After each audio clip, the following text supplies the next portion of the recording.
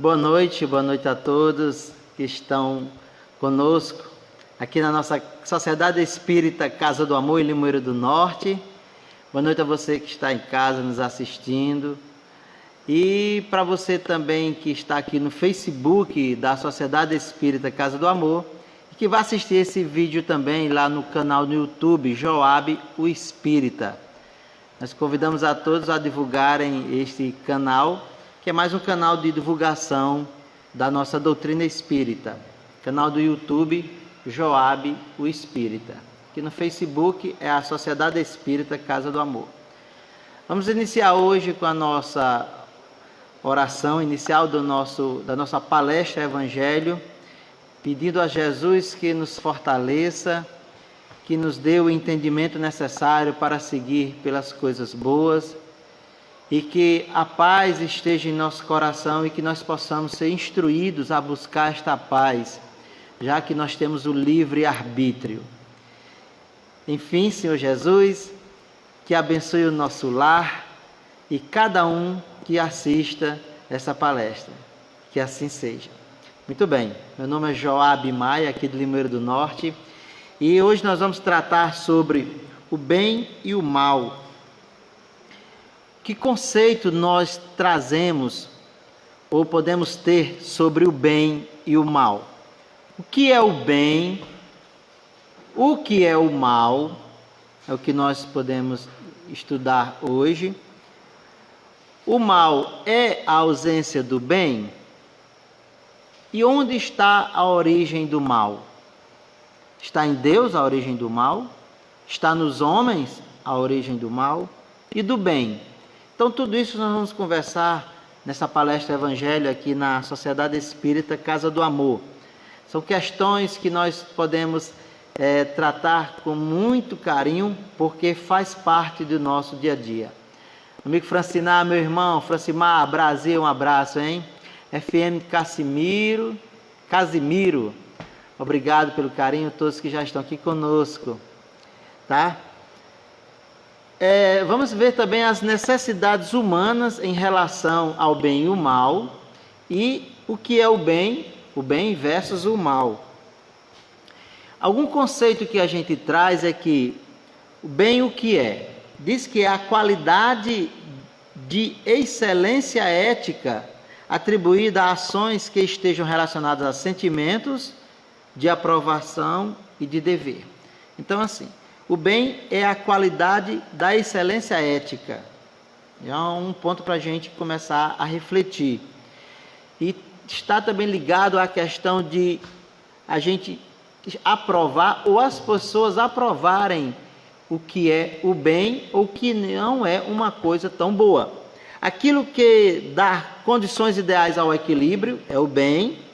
A manutenção desse equilíbrio é algo que está relacionado ao bem. O aprimoramento pessoal, o progresso de uma pessoa ou o progresso de uma coletividade, então nós dizemos que isso é o bem.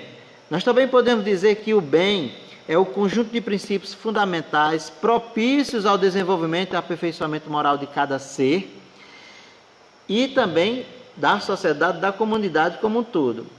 Enfim, o bem pode ser dito como a atualização das virtualidades inscritas na natureza do ser humano, de cada ser.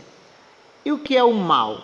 O mal, nós temos algumas referências que, segundo o autor, nós temos que falar aqui dele, o Sérgio Biagi Gregório, a palestra inspirada nele, no trabalho dele, ele diz que o mal, para a moralidade do ser humano, o mal é o contrário do bem. Aceita-se também como mal tudo aquilo que constitui obstáculo ou contradição à perfeição que o homem é capaz de entender, conceber, fazer. Muitas vezes ele tem o desejo de fazer o bem. Quando não é isso, então ele está no mal. Será que entendemos assim? Um etnólogo polonês, ele estudando a moral sexual dos selvagens australianos, o nome dele era Malinowski, olha aí, o nome é estranho. Ele chegou à conclusão de que tudo que entre nós é considerado como válido tudo entre nós que é considerado até como santo, lá, entre os selvagens australianos, é considerado como mal. Então, cada sociedade, a seu tempo, a seu momento, traz o conceito de mal de uma forma muito particular. O que é ruim antes, no passado, considerado como mal, hoje em dia, pode ser que não seja tão mal. O valor das coisas está constantemente se alterando. Então, um fato pode ser analisado como proveniente de uma ação má, feia ou até pecaminosa, a gente pode entender assim. Mas a doutrina espírita traz a questão do bem e do mal como algo que está relacionado às leis de Deus e do progresso alcançado pelo Espírito. Tem um capítulo do livro Evangelho segundo o Espiritismo, intitulado O Bem e o Mal, que vale a pena dar uma estudada, vale a pena dar uma lida lá, para saber o que Kardec nos traz, né? Alô, José, tudo bem? Então, assim, nós podemos dar continuidade a esse estudo perguntando o seguinte: o mal não pode ter origem em Deus, ou pode? É uma reflexão que nós temos que fazer. Muitos pensam que Deus é o criador do mundo e de tudo que existe, então ele é o criador do mal. Tem uma contradição muito grande para aquele que conceba essa ideia de que Deus é também o criador do mal, ou Deus permite que o mal existe, então Deus não é de todo bom. Uma reflexão muito duvidosa. Oi, Ednardo, tudo bom, meu amigo? Bom ter você aqui mais uma vez, Ednardo Costa. Então, assim, se a gente basear na demonologia, né, a análise do que seria o demônio, seríamos forçados a crer que existem dois deuses. Eles estão brigando, digladiando reciprocamente, constantemente.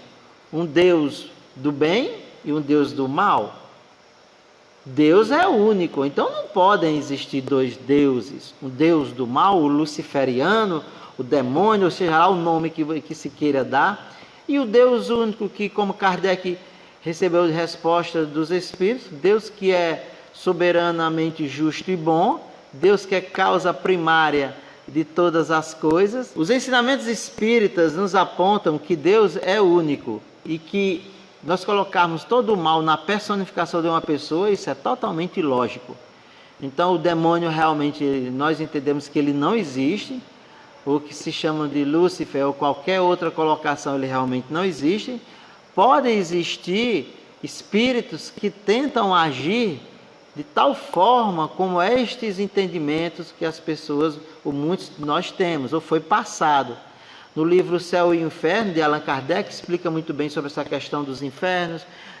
Nós temos estudos na doutrina espírita que explicam sobre essa questão dos demônios, e nós temos que ficar esclarecidos em relação a isso, para não ficar no achismo, ou ainda ficar na ilusão e viver sob as luzes de mitos, né? A ciência espírita explica muito bem, e nós podemos buscar essas verdades, que são bastante claras. Como um dos seus atributos, Deus é infinitamente bom. Então Deus, não poderia conter nem a mais insignificante parcela do mal, de forma alguma. A questão de que se um espírito se rebelou contra Deus, um anjo, bom, eu entendo que isso é impossível. Se ele era bom, já era bom, não tem como ele volta a ficar sendo mal. Então, se ele era bom, ele se voltou para o mal, então ele não era de todo bom. Então tem contradições aí. O que é realmente um ser elevado? Quando os espíritos atingem a divindade, ele atingiu o plano máximo, ele não regride. Nós sabemos, e a doutrina espírita nos explica que espíritos evoluem, não regridem, ou estacionam e contraem mais dívidas ou mais erros. Olá, Maravilha, tudo bem? Ou contraem mais erros, mas ele regredir, não, ele estaciona e contrai mais dívidas, causa mais problemas, mas ele voltar a declinar, totalmente arraigado no mal, então ele não foi, realmente, ele não evoluiu. Então, quem se torna bom, de consciência, de alma, de espírito, e entende. O bom é no contexto todo, é no emocional, é no intelectual, no espiritual, na psíquica. Ele é bom em um todo. Não existe como você pegar um espírito que são os mensageiros ou os auxiliares de Jesus Cristo e começar a pensar que agora qualquer um pode ter inveja de Jesus e se rebelar. Eu tenho, né, um pensamento diferente desse ponto aí. Mas assim, hoje, perfeito, não tem como, não tem lógica, o espírito não pode regredir. Perfeitamente. Então, qual é a causa do mal? Aí nós temos que refletir. Qual é a causa do mal? O mal existe, sim, e o mal tem uma causa. Mas há muitos males físicos, que nós temos que entender o que é o mal físico e o que é o mal moral. Os que não se pode evitar, o tipo de mal, são os flagelos, e os que se podem evitar são os vícios. Nós entendemos que quando nós falamos de flagelos, nós podemos trazer o pensamento da questão do resgate espiritual, da encarnação que nós estamos. Se nós temos que realmente passar por o que nós entendemos na nossa concepção ainda inferior de espíritos que está buscando evoluir, de que o que está me acontecendo, o resgate que eu estou trazendo, não é nem uma palavra bem espírita, mas o karma, né, que você traz de vidas passadas, não é da última vida realmente. Oi, Ana Reis, tudo bem, querida? Você traz e tem que resgatar o chamado karma, mas a doutrina espírita não usa essa palavra muito, né? Ela é mais do hinduísmo, das religiões do Oriente. Mas se você traz algo que você não pode mudar, por exemplo, um defeito de nascença, um mal de saúde incurável, um tipo de cegueira, qualquer tipo de problema que você traz, que você tem que passar por esse flagelo, então você passa para crescimento espiritual. E os males que nós podemos evitar são os vícios. O vício da maledicência, o vício da reclamação, eu sempre falo nisso, né? Reclamação, reclama. O vício da bebida, o vício de falar mal do outro, de sempre fazer uma fofoquinha, o vício de ter aquela cachaçinha na geladeira para ficar bebendo todo dia, que é para abastecer o obsessor. As cervejas que tem dentro da geladeira da casa da gente, que é para abastecer os obsessores, os espíritos trevosos que vêm beber com a gente, está pensando que está bebendo sozinho, está enganado, meu filho, né? Está enganado. A gente nunca bebe sozinho, até mesmo porque se a gente bebesse sozinho, existe um conhecimento, existe um estudo cientificamente comprovado de que se o ser humano, realmente o corpo humano, dependendo da estrutura, da massa corporal, claro, se um corpo relativamente médio, um corpo feminino, masculino, bebesse realmente meio litro de álcool, de cachaça pura, ele entraria, menos de meio litro, ele já entraria em coma imediatamente, porque o corpo não está pronto para absorver tamanha quantidade de teor alcoólico. Mas por que não se entra em coma alcoólico? Porque você não está bebendo sozinho. Você bebe e os espíritos bebem com você. Mas como é que espírito bebe, né? Olha aí a causa do mal. Nós entendemos que os espíritos que são chamados os vampiros, eles absorvem o halo do álcool, a energia deletéria gerada pelo passar do álcool pela sua garganta. Seria uma coisa horrível de se ver um espírito se meter a boca no seu pescoço e começar a degustar a cachaça. Então ele rouba muito do halo do álcool em si e passa para ele. Assim acontece também com remédios, que a pessoa que tem uma obsessão, que toma comprimidos para dor de cabeça e não passa, comprimidos para dor, para cólica e não passa. Ora, quem está realmente sentindo às vezes, a cólica é um espírito que está ou precisando de ajuda ou um obsessor. Você toma o remédio, ele suga aquela vitalidade, ou aquela química daquele remédio, que já vai estar entrando de forma química no seu corpo, que o perispírito está absorvendo e o espírito já tira isso de você e você toma remédio e não fica bom. Então a doença, esse mal da doença também é causado pela questão da obsessão. Por isso que o ser humano tem que ser tratado como ser integral. nós entendemos isso. A Organização Mundial de Saúde já está levantando isso, de que a saúde também está passando pelo lado psíquico, emocional, espiritual. Não é somente a saúde do corpo físico. Então nós temos que entender que é um todo. Qual é o homem integral, a mulher integral, a pessoa, o ser humano como integral? Tem que ser cuidado como um todo. Cuidar do corpo, cuidar da mente, né? Do espírito, cuidar do coração. Então, no sentido moral, o mal só pode estar assentado numa determinação humana que se fundamenta no livre-arbítrio. Isso. O livre-arbítrio é quem faz o mal existir. O livre-arbítrio. Enquanto o livre-arbítrio não existia, o homem não cometia o mal, porque ele não tinha a responsabilidade. O animal comete mal em si? Bom, um ser humano pode ser atacado por um animal, mas de alguma forma a gente invade seu ambiente ou entra no seu pedaço, né, na área dele. E nós sabemos que os animais são territorialistas. E nós invadimos essa parte. Então, ele em si, ele não tem uma responsabilidade moral por atacar um ser humano. Mas o homem, ele passa a ter o livre-arbítrio, então ele passa a ter responsabilidade pelos seus atos. Nós entendemos isso bem assim. E continuando sobre a questão do princípio do bem e do mal, o bem e o mal como princípios podem ser encontrados no livro da natureza.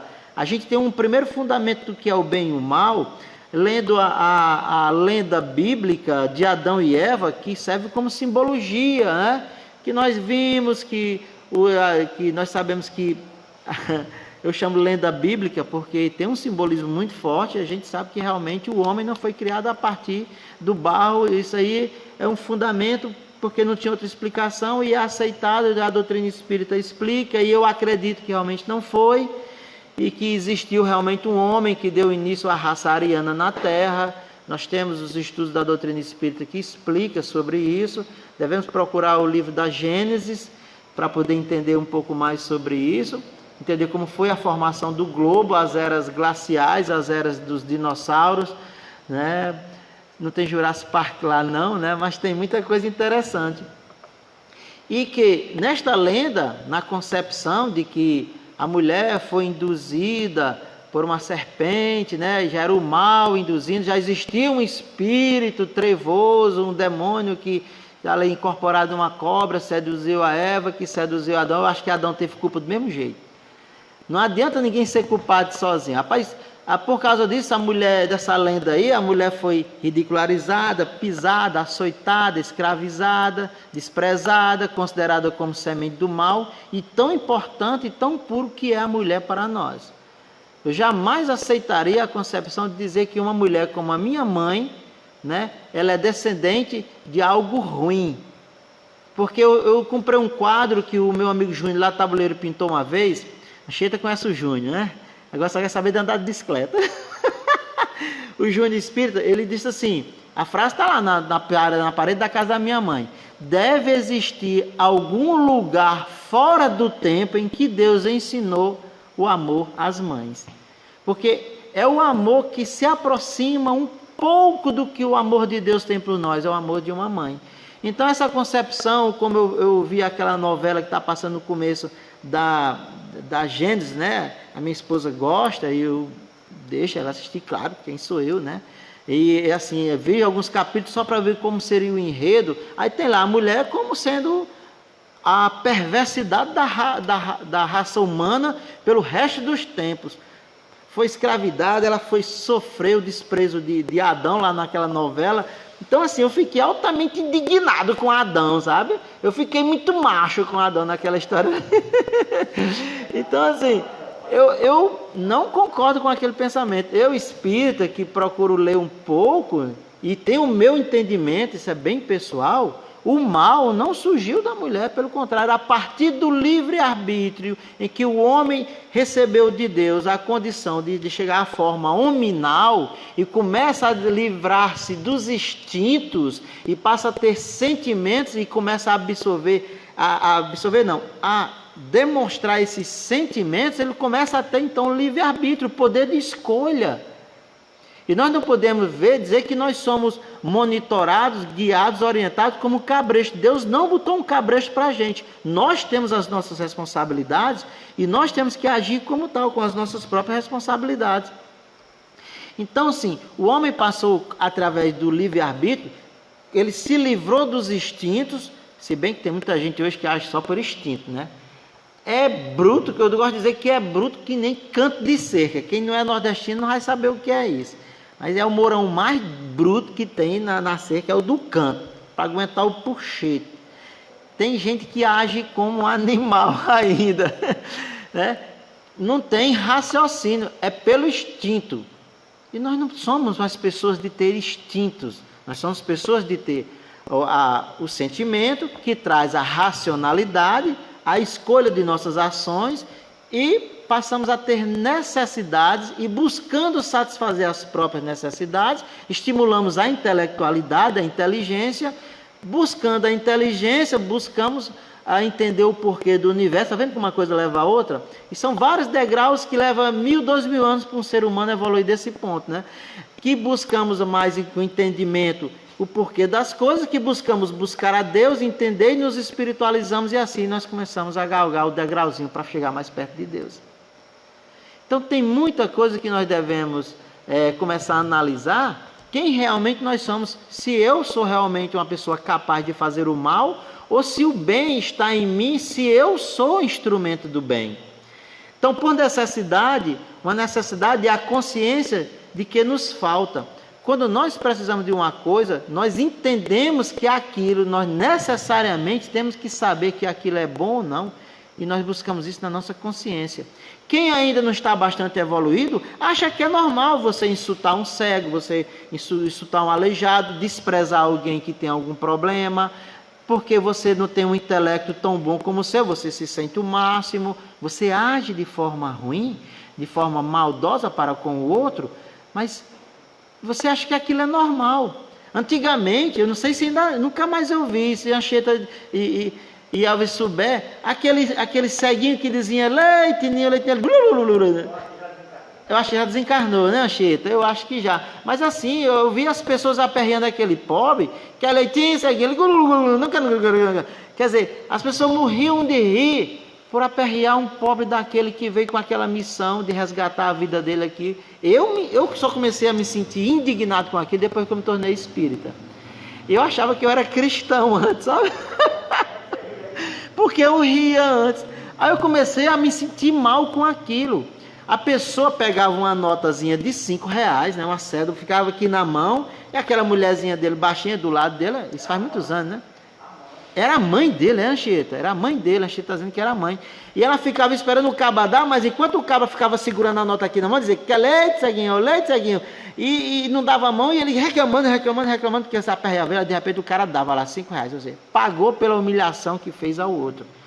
Então, quantos de nós fazemos isso? Aquelas pegadinhas que humilham as pessoas para poder dar ibope na televisão. Eu não assisto mais aquilo não. Se vocês quiserem assistir, vocês assistem, mas eu não gosto daquilo não. Às vezes a gente, quando eu quero assim, estou muito de mau humor, estou bruto, estou nojento, aí eu boto uma para assistir. Mas aí depois me arrependo, né? Aí aquelas cacetadas. Aí quando entra a consciência dessa necessidade, aí eu caio na ficha. O que me falta para que eu seja um instrumento do bem? O que é o bem e o mal para mim? A necessidade, sendo um estado de espírito e um atributo do homem subjetivo, impõe ao homem este ou aquele desejo. Em termos espirituais, as necessidades vão se depurando, você vai passando a ter menos necessidade das coisas ou de tudo para si, você ser o centro do universo, você começa a ver o bem como um todo. O bem da sociedade, o bem das pessoas da sua rua, o bem das pessoas da cidade. E vão galgando novos degraus para a evolução espiritual.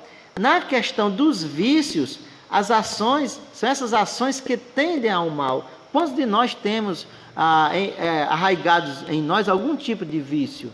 A gente ainda tem, todo mundo tem, né? Porque você se tornou cristão, você é um espírita, que vai dizer que você não tem um vício. A gente sempre tem um viciozinho, alguma coisa guardada, eu não vou dizer não, vou fazer coisa não, que vai fazer coisa engraçada aqui, não vou, mas a gente tem algum viciozinho guardado, alguma coisa que você faz só escondido de todo mundo. mas não está escondido de Deus, não está escondido da espiritualidade.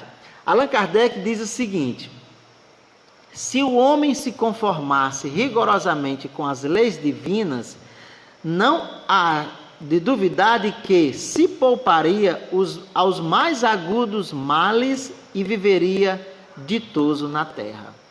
Isso é verdade. Passar aqui, né? O animal, por exemplo, só come se preservar a própria vida. O homem, dotado de inteligência, come mais com os olhos do que com a boca. Eu me lembro de como é que eu vou dizer o nome dele? Eu vou chamar ele de ex-amigo. A gente é ex-amigo. Eu tinha um amigo muito grande que ele me traiu, me causou um rombo, um prejuízo muito grande. A gente sabe o momento da história. Agora ele disse uma coisa interessante há muitos anos atrás. Quem foi aqui, quem conhece uma pessoa cega que seja... Pronto. Ele disse assim: existe alguém realmente gordo, sendo cego? Sim, 120 quilos. Eu nunca vi. Pode ter alguém com aquela barriguinha em pêndulo, né? Que é a famosa barriga grande. Cientificamente é barriga em pêndulo. Acredite. Balançando. Pode ter. Mas um gordão, por quê? Porque ele não vê o que está comendo. A pessoa bota ali para ele, ele come ali. Se ele sentir fome, a pessoa bota mais um pouquinho. Mas é interessante que dizer que a pessoa come mais com os olhos do que com a barriga. A panelada que eu falei, Kátia, né? Então, assim, a dor é teológica e leva consigo um destino. Se não fosse a dor, sucumbiríamos a muitas doenças sem sequer nos dar conta do perigo. Então, Deus, em sua misericórdia, nos dá o livre-arbítrio, mas temos as responsabilidades. Conforme a nossa responsabilidade ou nossas atitudes, a gente começa a sentir dor por algo que nós fizemos mal feito. De acordo com Allan Kardec, que diz o seguinte, que a dor é o aguilhão que impele o espírito a ir para frente, na senda do progresso. Então, depois, para a gente entender mais sobre o que é o bem, depois de um temporal, ou seja, uma tempestade, um mal, em que parece ter destruído a paisagem de sua vida, novas forças congregam-se para a obra do refazimento. O meu cunhado Cláudio diz assim: depois da tempestade vem sempre a bonança. Não tem esse ditado, né, popular? Depois da tempestade vem sempre a bonança. Pois é, depois da dor vem a flor, vem o amor. Mas aí como é que eu aprendo? É no amor ou na dor? Só aprendo na dor. Sempre é assim. O céu envia luz, como é? Primeiro na dor, aí depois, né, gente? Primeiro na dor, aí depois vem o amor. Porque não aguenta mais levar na moleira, né? Elias Carneiro dizia para mim assim: que hora é? Rapaz, é bem 11 horas. Vamos procurar pro bucho, porque pro espinhaço a gente tem todo dia. Vamos embora logo. Então, assim, a gente vai se melhorando a partir da dor. Quando vem, então, o temporal, a tempestade, o mal, vem a bonança, o sol envia luz sobre o lamaçal, que seca e mata todas as bactérias, os germes, endurece, vira terra de novo. Cura as chagas do chão, como se diz. O vento acaricia o arvoredo e enxuga-lhe os ramos, depois da tempestade da chuva, volta a ficar seco. Então o cântico das aves substitui o som do trovão, a voz do trovão. Então incita-nos com isso a aprender com a natureza, ou seja, mesmo sofrendo os maiores males, deveríamos nos concentrar no bem, estendendo ao infinito, em toda a semente do mal ao germe do bem. Eu duvido que muitos, não dá para entender nesse exato momento que você está passando por um problema, tem que ter um conhecimento espiritual além túmulo, além dessa vida, para poder aceitar muitas coisas. Por que isso acontece? Porque aquela criança morreu tão jovem? Tem uma causa. Deus é soberanamente bom e justo. O que esse mal aconteceu comigo? Sempre tem uma causa. Nós temos que confiar em Deus para entender que essas coisas que nós não entendemos, faz parte da justiça divina. Não acontece nada que não seja causado por nós mesmos. A lei de causa e efeito entrou em ação e que esse mal não sirva para pelo menos um aprendizado para nós. Que mais? Se soubéssemos de antemão o tributo de dor que a vida nos cobrará, evitaríamos o homicídio, evitaríamos a calúnia, a ingratidão e o egoísmo, porque a dor vem nos cobrar quando nós agimos com esses vícios ou esses males. Se o desertor do bem, aquele que abandona o bem, conseguisse enxergar as perigosas ciladas com que as trevas lhe furtarão o contentamento de viver, o sossego, deter-se-ia feliz sob as algemas santificantes dos mais pesados deveres. Eu vou encerrar aqui, meus irmãos, que meu celular vai descarregar, para a gente poder salvar essa parte aqui, tá bom?